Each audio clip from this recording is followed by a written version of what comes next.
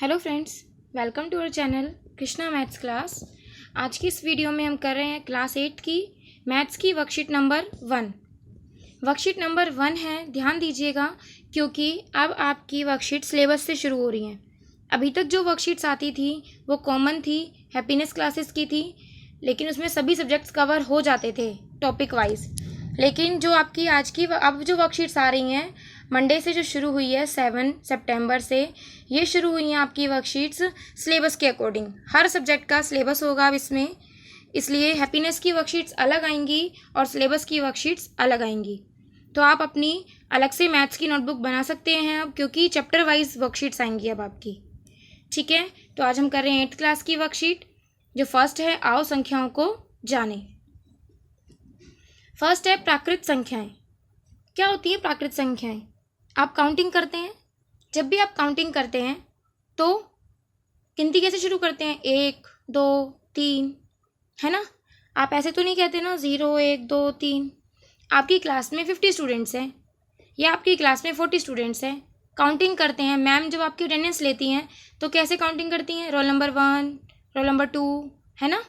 तो वस्तुओं को गिनने के लिए या किसी भी चीज़ को गिनने के लिए जिन संख्याओं का प्रयोग किया जाता है उन्हें प्राकृत संख्याएं कहते हैं। जैसे 1 2 3 4, उसके बाद डैश डैश डैश, क्योंकि अप टू कहाँ तक है किसी को नहीं पता, इसलिए सिंबल बना दिया जाता है जिसे कहते हैं इन्फिनिटी, अनंत, जिसकी कोई गिनती नहीं है, जिसकी कोई काउंटिंग ही नहीं है कि कहाँ तक जा सकती हैं संख्याएं। ठीक है, कोई 5 प्राकृत संख्याएं लिखिए, कोई भी हो सकती हैं वो। 10 11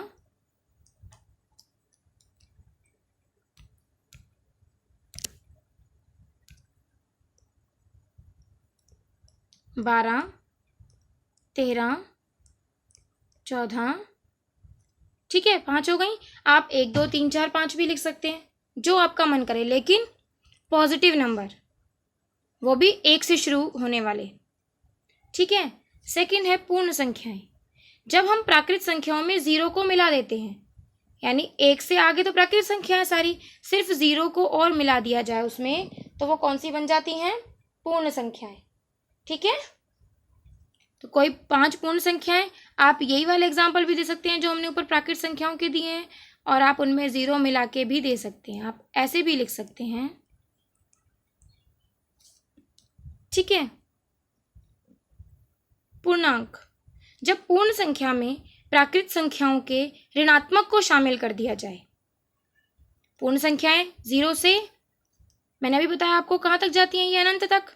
इसमें इनके लेफ्ट साइड में, इनके बाईं ओर माइनस वाले नंबर और ऐड कर दिए जाए, -1 -2 -3 एंड सोन, यानी -इन्फिनिटी टू +इन्फिनिटी, तो ये क्या बन जाते हैं? पूर्णांक। सभी पॉजिटिव और नेगेटिव, सभी धनात्मक और धनात्मक और ऋणात्मक नंबर पूर्णांक कहलाते हैं।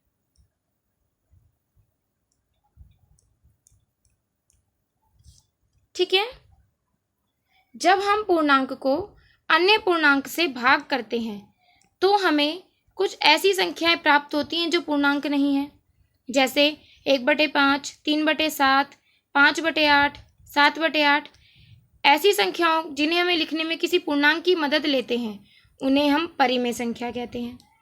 परिमेय संख्याएं इनको P/Q के फॉर्म में व्यक्त करते हैं, जहाँ पे P और Q पूर्णांक संख्याएं होती हैं और Q का मान कभी भी 0 नहीं होता। अतः जो हमने ये भी संख्याएं ऊपर पढ़ी हैं, ये वाली, ये सभी संख्याएं परिमेय संख्याएं हैं। ठीक है। 1/2, 3/4, कौन सी संख्याएं हैं? ये परिमेय संख्याएं, जिनको लिखने में हमें पूर्णांकों की जरूरत पड़ती है, लेकिन पूर्णांक किस फॉर्म में होते हैं?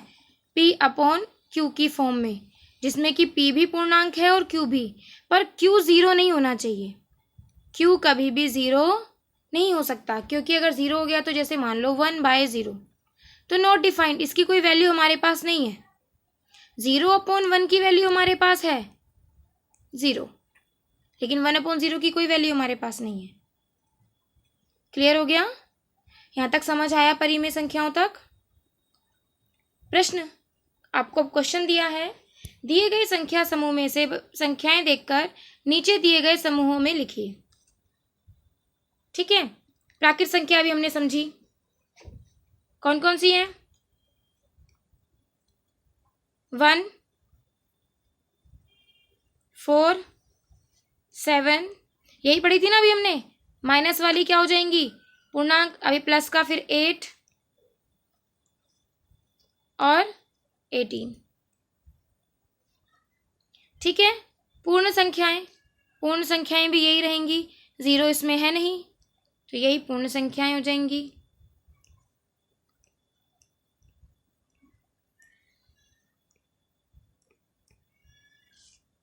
ठीक है, पूर्णांक में नेगेटिव वाले भी आएंगे।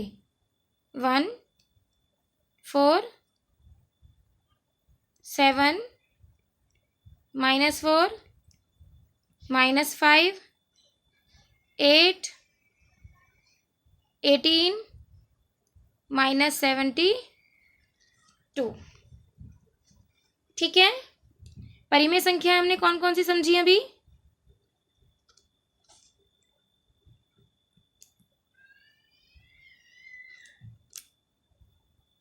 अपॉन वाली पढ़ी ना अभी हमने। ये क्या है? आपकी परिमेय संख्या। ठीक है, -3/7, 4/9, -3/5, 3/2, 9/4 और 8/9। ठीक है, अभी जितना हमने पढ़ा है सिर्फ उसी के बेस पे आंसर देंगे। अदरवाइज परिमेय संख्याओं में पढ़ने को बहुत कुछ है अभी, लेकिन सिर्फ जो अभी हमने पढ़ा है, जो फॉर्म अभी हमने उसकी समझी है परिमेय संख्याओं की, यहाँ पे उसी के बेस पे हम आंसर देंगे। ठीक है, कोई 5 परिमेय संख्याएं लिखिए, कोई भी 5 परिमेय संख्याएं बता देंगे हम। 2/3, 4/5, 7/9, 1/2, 3/4। ठीक है, क्लियर हो गया? अब आप अपनी नोटबुक बनाएंगे और उस पर अच्छे से इन्हें लिखेंगे।